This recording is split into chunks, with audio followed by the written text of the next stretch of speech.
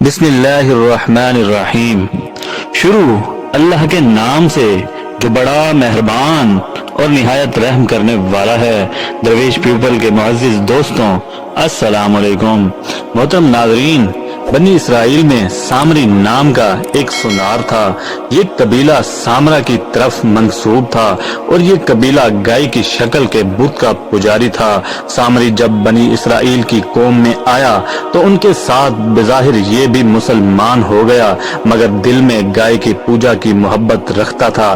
چنانچہ جب بنی اسرائیل دریا سے پار ہوئے اور بنی اسرائیل کے ایک بت پرست قوم کو دیکھ کر حضرت موسیٰ علیہ السلام سے اپنے لیے بھی ایک بت کی طرح کا خدا بنانے کی درخواست کی اور حضرت موسیٰ علیہ السلام اس بات پر ناراض ہوئے تو سامری موقع کی تلاش میں رہنے لگا۔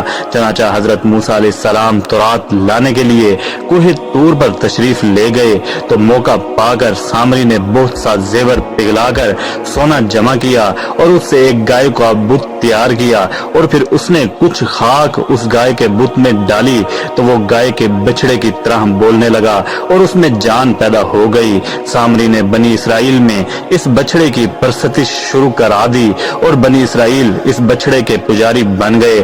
حضرت موسیٰ علیہ السلام جب کوہ طور سے واپس تشریف لائے تو قوم کا یہ حال دیکھ کر بڑے غصے میں آئے اور سامری سے دریافت فرمایا کہ اے سامری، یہ تو نے کیا کیا؟ سامری نے بتایا کہ میں نے دریا سے پار ہوتے وقت جبرائیل علیہ السلام کو گھوڑے پر سوار دیکھا تھا اور میں نے دیکھا کہ جبرائیل کے گھوڑے کے قدم جس جگہ پر پڑتے ہیں وہاں سبزہ اگ آتا ہے۔ میں نے اس گھوڑے کے قدم کی جگہ سے کچھ خاک اٹھا لی اور وہ خاک میں نے یہ بچڑے کے اس بت میں ڈال دی تو یہ زندہ ہو گیا ہے اور مجھے یہی بات اچھی لگی ہے۔ میں نے جو کچھ کیا ہے اچھا کیا ہے۔ حضرت موسیٰ علیہ السلام نے فرمایا، اچھا تو جا دور ہو جا، اب اس دنیا میں تیری سزا یہ ہے کہ تو ہر ایک سے یہ کہے گا کہ مجھے چھو نہ جانا، یعنی تیرا حال یہ ہو جائے گا کہ تو کسی شخص کو اپنے قریب نہ آنے دے گا۔